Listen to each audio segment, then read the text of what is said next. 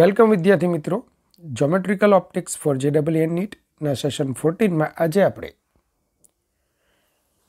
પ્રકાશનું વિભાજન તેમજ પ્રતિબિંબમાં ઉદ્ભવતી ક્ષતિઓનો ટોપિક કવર કરીશું. પ્રિઝમ બનાવતી વખતે મેં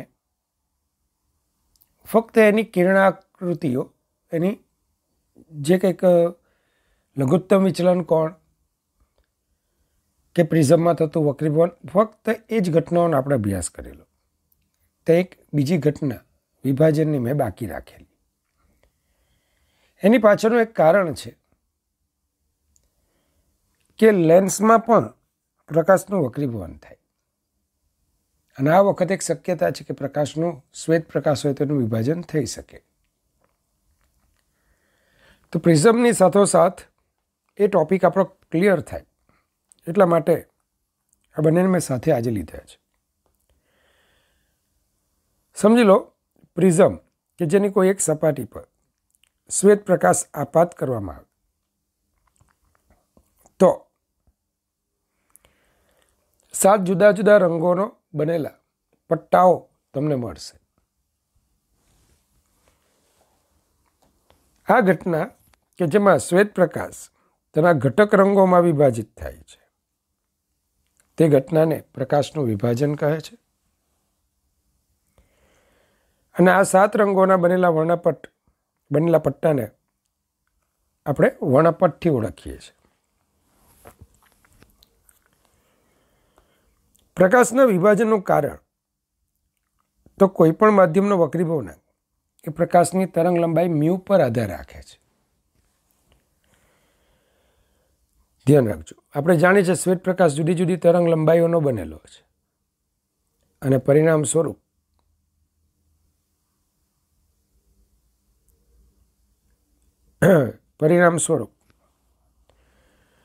જુદા જુદા રંગો માટે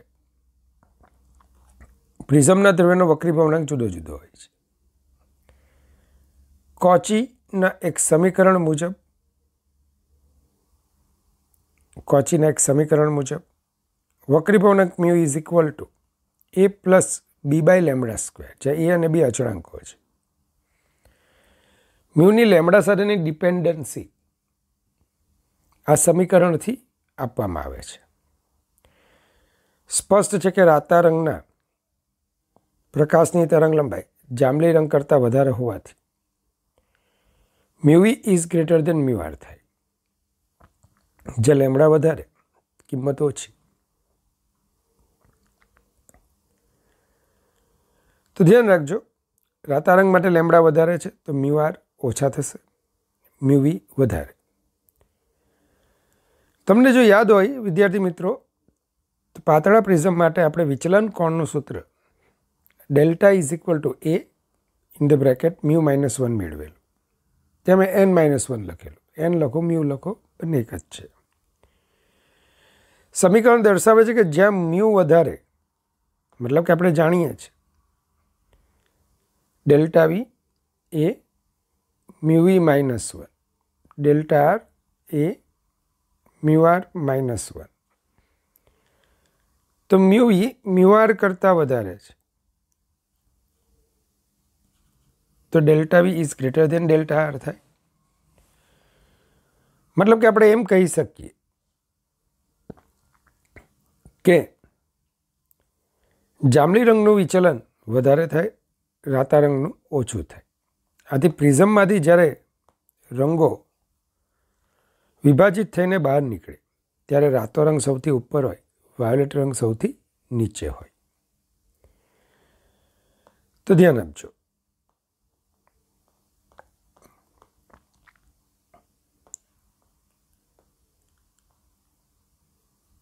તો આમ delta is equal to a in the bracket mu minus 1 પરથી રાતા રંગ કરતાં જાંબલી રંગનું વિચલન વધારે હોય છે.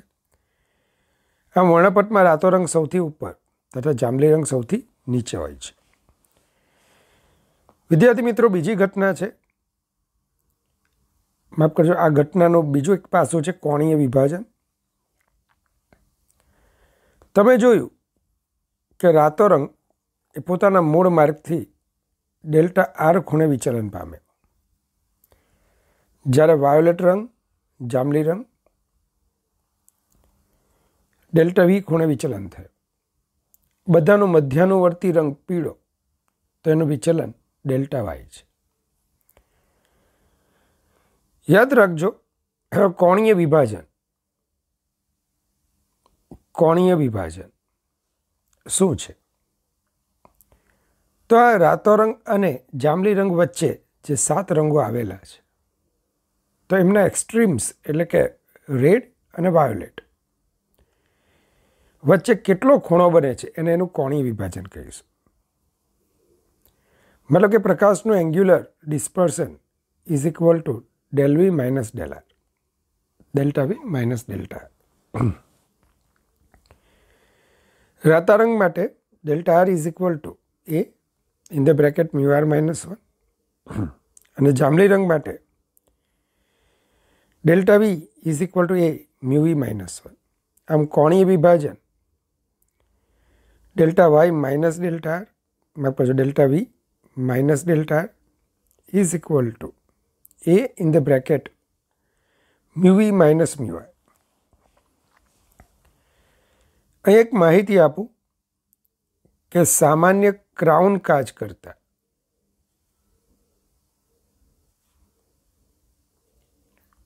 ફ્લિન્ટ કાચ માટે mu V minus mu R વધુ હોય છે.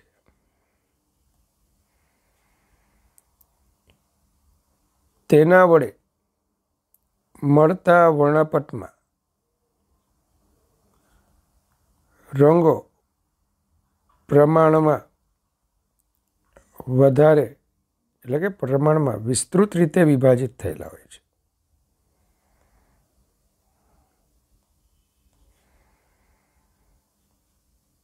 વિસ્તૃત રીતે વિભાજિત થયેલા હોય છે. ધ્યાન આપજો મિત્રો. વિભાજન શક્તિ, ડિસ્પર્સિવ પાવર.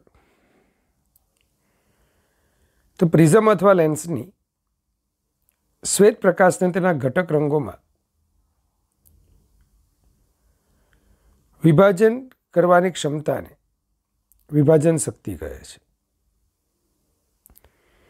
ગણિતિક રીતે પ્રિઝમના દ્રવ્યની વિભાજન શક્તિ આપણે આ મુજબ વ્યાખ્યાયિત કરીએ છીએ: કોણીય વિભાજન છેદમાં સરેરાશ કોણીય વિભાજન.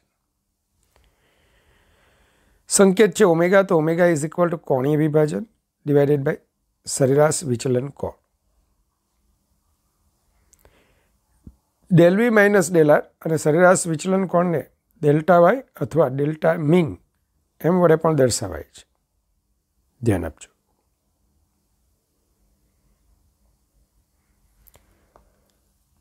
તો omega is equal to delta V minus delta R એ in the bracket mu V minus mu R delta Y એ in the bracket mu Y minus 1. તો આમ omega is equal to mu V minus mu R upon mu Y minus 1 અથવા mu V minus mu R upon mu M minus 1. મારે આ જ સમીકરણને સૂક્ષ્મ ફેરફારોના રૂપમાં લખવું હોય તો D omega is equal to D mu upon mu minus 1, D mu upon mu minus 1, જ્યાં મ્યુ પીળા રંગને અનુરૂપ વક્રી ભવનાંક છે અથવા સરેરાશ વક્રી ભવનાંક છે. ધ્યાન આપજો. કોચીનું સમીકરણ આપણે ઉપયોગમાં લઈએ તો વિદ્યાર્થી મિત્રો, ડી ઓમેગા ડિસ્પર્સિવ પાવરનું સૂત્ર મોડે કરી નાખો. Mu V minus mu R upon mu minus 1 અથવા મ્યુ વાય માઇનસ 1 અથવા મ્યુ એમ માઇનસ 1. ચલો, કોચીનું સમીકરણ mu is equal to A plus B by lambda square. Mu lambda પર આધારિત છે તો D mu by D lambda કરીએ. એ અચળ વિકલન 0, બી આગળ D by D lambda of lambda raise to -2 -2 આગળ એક ઓછી અને છેદમાં લઈ જઈએ તો -2b/λ³. તો અહીંયા dμ/d λ ને પણ ડિસ્પર્સિવ પાવર કહેવામાં આવે છે. dμ/d λ ને પણ આપણે શું કહીશું? ડિસ્પર્સિવ પાવર. ધ્યાન આપજો.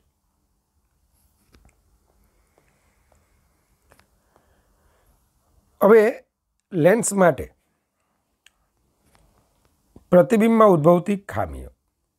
એકચ્યુઅલી આવી 2 ખામીઓ છે. There are 2 type of aberration. ખામીઓને શું કહીશું આપણે? એબ્રેશન. તો there are 2 types of aberrations. First one, ગુજરાતીમાં જ બોલું તો ગોળીય વિપથન, સ્ફેરિકલ એબ્રેશન. બિંદુવત વસ્તુનું ફેલાઈ ગયેલું પ્રતિબિંબ મળવું, જે ઘટના આપણે વિવર્તનમાં ભણીશું. સેકન્ડ વન, વર્ણ વિપથન, ક્રોમેટિક એબ્રેશન. મતલબ સફેદ વસ્તુનું રંગીન પ્રતિબિંબ મળવું. તો પ્રતિબિંબમાં 2 ખામી ઉત્પન્ન થાય છે કે લેન્સ દ્વારા દૂર તારાનું, ટેલિસ્કોપથી આપણે તારાને નિહાળતા હોઈએ તો એનું ફેલાઈ ગયેલું પ્રતિબિંબ જે મળે છે, ચંદ્ર જેને એકચ્યુઅલ સાઇઝ કરતાં થોડો ફેલાયેલો જોવા મળે છે પ્રતિબિંબમાં, તો આને આપણે બોલીશું ગોળીય વિપથન, સ્ફેરિકલ એબ્રેશન. અને દૂર કોઈ શ્વેત તારામાંથી આવતું શ્વેત પ્રકાશનું કિરણ જો લેન્સમાં વક્રીભવનની સાથોસાથ વિભાજન પામે અને પરિણામ સ્વરૂપ સફેદ વસ્તુનું રંગીન પ્રતિબિંબ જોવા મળે તો એને આપણે બોલીશું વર્ણ વિપથન, ક્રોમેટિક એબ્રેશન. સમજી લો, શ્વેત પ્રકાશ જ્યારે લેન્સ પર આપાત થાય છે, સમાંતર કિરણો આપાત થાય છે, તો આપણે જાણીએ છીએ કે રાતા રંગ કરતાં જાંબલી રંગ માટે લેન્સનો વક્રીભવનાંક, મધ્યમનો વક્રીભવનાંક વધારે છે. તો જાંબલી રંગ લેન્સથી નજીક કેન્દ્રિત થશે, FV અંતરે કેન્દ્રિત થશે, જ્યારે રાતો રંગ FR અંતરે કેન્દ્રિત થાય છે. પરિણામે વિદ્યાર્થી મિત્રો તમે જુઓ ને અને તમે લંબાવો તો આ વાયોલેટ વાયોલેટ, રેડ રેડ. તો તમને આ રીતે એકચ્યુઅલી 2 પ્રતિબિંબોની રચના મળશે. વાયોલેટ, રેડ અને વચ્ચેના રંગો તમે લીધા જ નથી તો એના માટે અનુરૂપ પણ. પરિણામે મધ્યમાં જાંબલી એને અનુરૂપ અને જ્યાં રાતો રંગ કેન્દ્રિત થાય છે ત્યાં મધ્યમાં રાતા રંગને અનુરૂપ અને એની બાઉન્ડ્રી વાયોલેટ બની હશે. પહેલું પ્રતિબિંબ કે જ્યાં મધ્યમાંનો રંગ વાયોલેટ અને એની બાઉન્ડ્રી રાતાથી બનેલી, અને બીજામાં રાતો રંગ મધ્યમાં અને એની બાઉન્ડ્રી જાંબલીથી બનેલી. આ પ્રતિબિંબો મળશે જે વસ્તુ રંગીન હોવાનો આભાસ કરશે. આ જે ખામી છે, આ ખામીને આપણે વર્ણ વિપથનની ખામી કહીશું. તો જોઈએ, જુદા જુદા રંગો માટે લેન્સના દ્રવ્યનો વક્રીભવનાંક જુદો જુદો હોય છે. આથી જુદા જુદા રંગો માટે કેન્દ્ર લંબાઈ જુદી જુદી મળે છે. રાતા રંગ માટે આ કેન્દ્ર લંબાઈ વધારે હોય છે, જ્યારે જાંબલી રંગ માટે ટૂંકી હોય છે. આમ લેન્સમાંથી નિર્ગમન પામતા કિરણો વિભાજન પામીને બહાર આવે છે. જાંબલી અને રાતા રંગને અનુરૂપ મુખ્ય કેન્દ્રો વચ્ચેના અંતરને અક્ષીય અથવા સંગત વર્ણ વિપથન કહે છે. લોન્જિટ્યુડિનલ ક્રોમેટિક એબ્રેશન, સંગત વર્ણ વિપથન. મતલબ કે આ જે અંતર છે આપણું FR - FV, જેને આપણે બોલીશું સંગત વિપથન, સંગત વર્ણ વિપથન અથવા અક્ષીય વર્ણ વિપથન. જો FR અને FV એ અનુક્રમે રાતા અને જાંબલી રંગની તરંગ લંબાઈઓ હોય તો સંગત વર્ણવિપથન DF is equal two FR minus FV થશે. હવે પાતળા લેન્સ માટે તમે જાણો છો 1/f is equal to mu minus 1 in the bracket 1/R1 minus 1/R2. તો F inverse is equal to mu minus 1 in the bracket 1/R1 minus 1/R2. ચલો મ્યુની સાપેક્ષે વિકલન કરો. તો d by D mu of F inverse is equal to 1/R1 minus 1/R2 અચળ છે, આગળ લઈ લો. d by D mu of mu minus 1 વિકલન કરીએ. માઇનસ 1 ઘાત આગળ 1 ઘાત ઓછી, અને મ્યુની સાપેક્ષે છે તો આપણે એફની સાપેક્ષે લખીને બાજુમાં DF બાય ડી મ્યુ લખી દઈએ. તો 1/R1 માઇનસ 1/R2 માટે minus DF upon F square is equal to D mu in the bracket 1/R1 minus 1/R2. બરાબર જોજો. જો 2 અને 1નો ગુણોત્તર લો, 2 અને 1નો ગુણોત્તર લો તો minus DF by F square divided by 1/f is equal to D mu upon mu minus 1. અરે ભાઈ, D mu upon mu minus 1 વિભાજન શક્તિ, ડિસ્પર્સિવ પાવર. તો minus DF by F is equal to D mu upon mu minus 1 and that is known as dispersive power of lens. લેન્સના દ્રવ્યની વિભાજન શક્તિ. તો DF is equal to minus D mu upon mu minus 1 into F.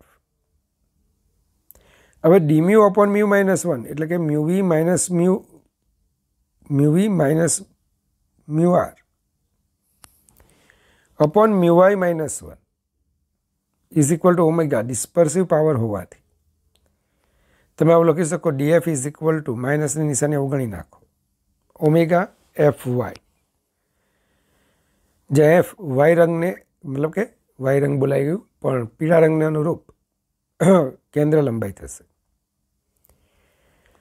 ચાલો, હવે સ્વાભાવિક છે કે ભાઈ ટેલિસ્કોપથી જ્યારે આવી રીતે દૂરના તારાનું આપણે અવલોકન કરતા હોઈએ અને જો આવું શ્વેત વસ્તુનું રંગીન પ્રતિબિંબ મળે, વર્ણ વિપથન મળે, તો એને મારે આ ખામીને દૂર કરવી છે અથવા એને સુધારવી છે, ઓછી કરવી છે. તો એ માટે જે પ્રક્રિયા કરવામાં આવે તેને એક્રોમેટિઝમ કહેવાય. તો વર્ણ વિપથનની ખામીને ઓછી કરવી કે દૂર કરવાની ક્રિયાને આપણે એક્રોમેટિઝમ કહીશું. અને એ માટે બે વિરુદ્ધ પ્રકૃતિ ધરાવતા લેન્સની જરૂર પડે. સ્વાભાવિક છે કે કિરણો એનું જે અભિસરણ થાય છે, તો જેનું અભિસરણ વધારે થાય તેનું અપસરણ પણ વધારે કરાવી. અને સુધારવું હોય તો શું? રાતો અને વાયોલેટ રંગ એક જ બિંદુએ મળવું જોઈએ.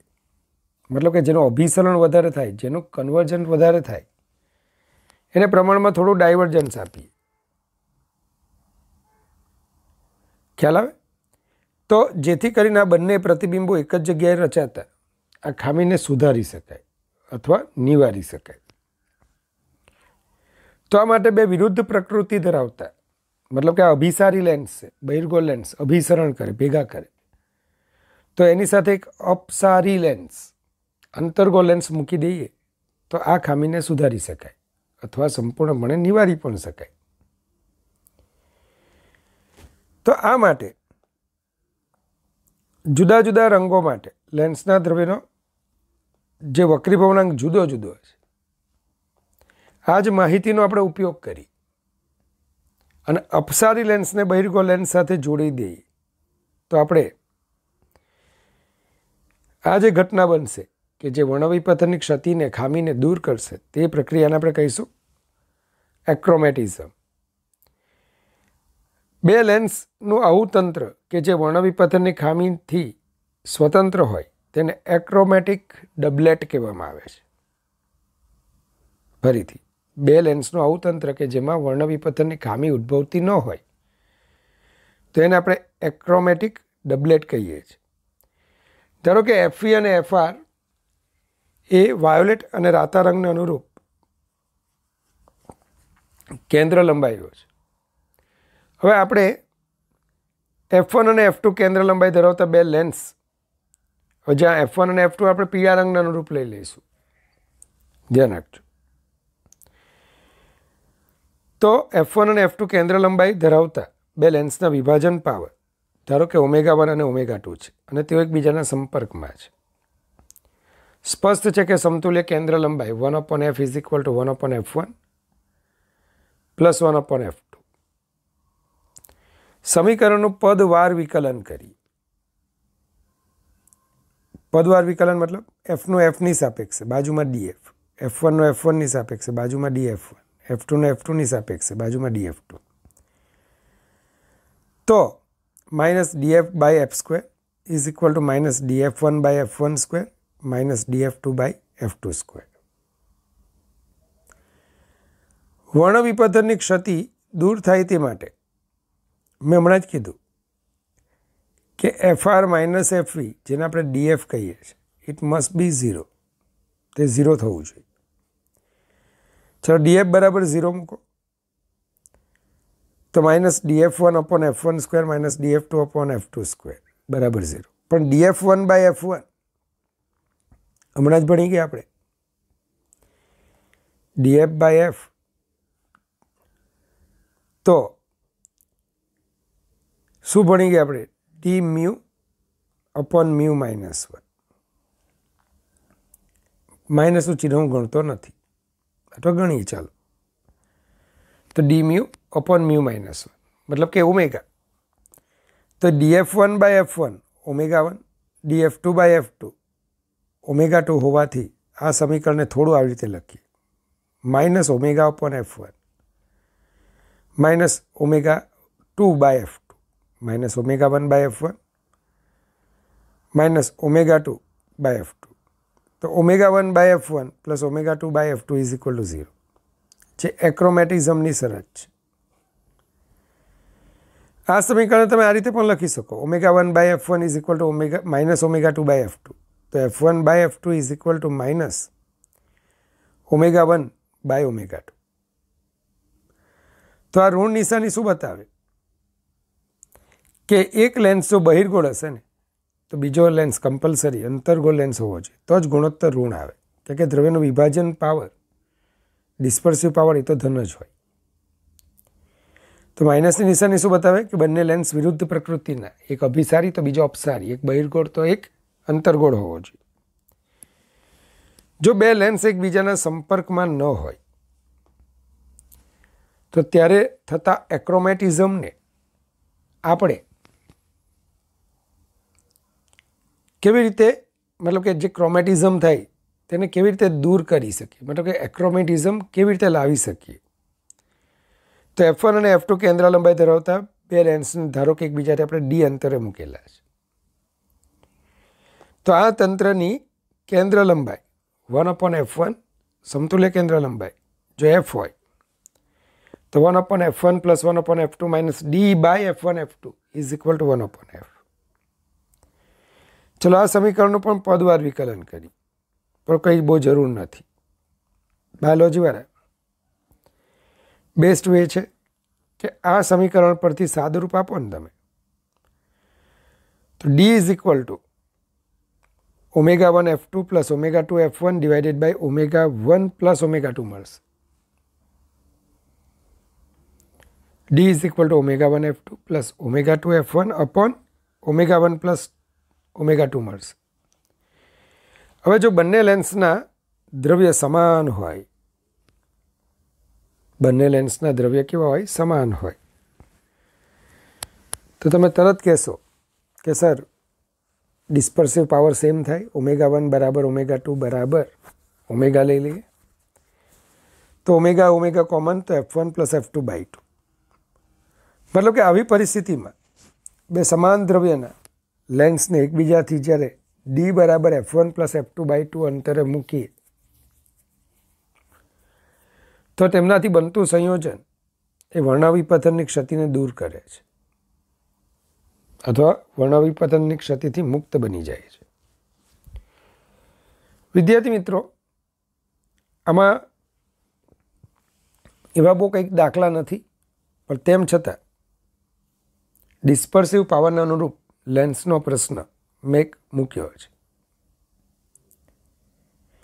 એક બહિર્ગોળ લેન્સ એ દ્રવ્યમાંથી બનેલો છે, મતલબ કે બહિર્ગોળ લેન્સનું દ્રવ્ય એ છે અને તેને દ્રવ્ય બીમાંથી બનેલા બીજા લેન્સ સાથે અક્રોમેટિક ડબલેટ અવર્ણક સંયોજન બને તે રીતે જોડેલો છે. જો વસ્તુની ઊંચાઈ 6 સેન્ટીમીટર હોય અને તેને આ સંયોજનથી 6 સેન્ટીમીટર દૂર રાખેલો હોય તો તેના દ્વારા 2 સેન્ટીમીટર ઊંચાઈનું સીધું પ્રતિબિંબ મળે છે. તો આ સંયોજનના ઘટક લેન્સની કેન્દ્ર લંબાઈઓ શોધો. દ્રવ્ય એ અને બીના વિભાજન પાવર 2:1 છે. તો omega A by omega B is equal to 2:1. ચલો, સૌથી પહેલાં મને એ ખાલી કહો, વસ્તુની ઊંચાઈ HO પ્લસ 6 સેન્ટીમીટર અને પ્રતિબિંબ સીધું મળે છે પ્લસ 2 સેન્ટીમીટર. તો HI બાય HO મોટવણી. તો M is equal to E by U is equal to HI by HO. તો V બરાબર U બાય 3 થાય. વસ્તુ અંતર તમને આપેલું છે, વસ્તુ અંતર તમને આપેલું છે, મારી અહીંયા ભૂલ છે, 30 સેન્ટીમીટર વસ્તુ અંતર આપેલું છે. તો U ઇઝ ઇક્વલ ટુ -30. તો -30 by 3 V is equal to -10 centimetre. હવે લેન્સના સમીકરણ પરથી 1/V -1/U is equal two 1/F.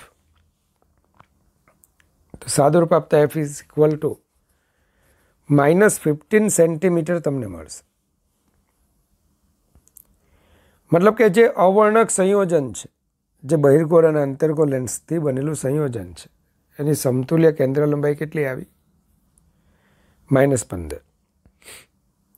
બસ, હવે તો કામ થઈ ગયું આપણું, કારણ કે આ F એ એક લેન્સની નથી, 2 લેન્સના સંપર્કની, એમના સંયોજનની સમતુલ્ય કેન્દ્ર લંબાઈ છે.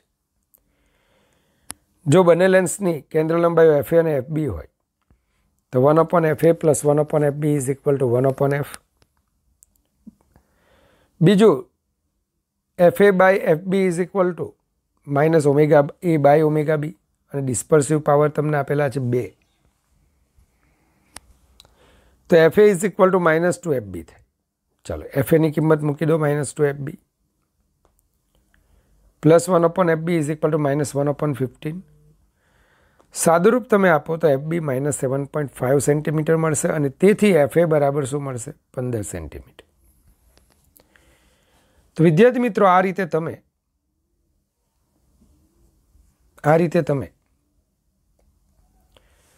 સમતુલ્ય કેન્દ્ર લંબાઈ પરથી ઘટક લેન્સની કેન્દ્ર લંબાઈ શોધી શકો, અને તે પણ ડિસ્પર્સિવ પાવરને આધારે. તો એક મહત્વનો ટોપિક હતો. તો આશા રાખું તમે એને બરાબર યાદ રાખશો, ખાસ તો સૂત્ર જ યાદ રાખશો. તો નેક્સ્ટ ટોપિક આપણો હવે માઇક્રોસ્કોપ અને ટેલિસ્કોપનો છે. ચાલો, તો ભગવાન પાસે તમારા માટે અનંત આશીર્વાદની હું માંગણી કરું છું કે ભગવાન મારા વિદ્યાર્થીને હંમેશા ખુશ રાખજો. Goodbye, take care, God bless you infinitely, all my students.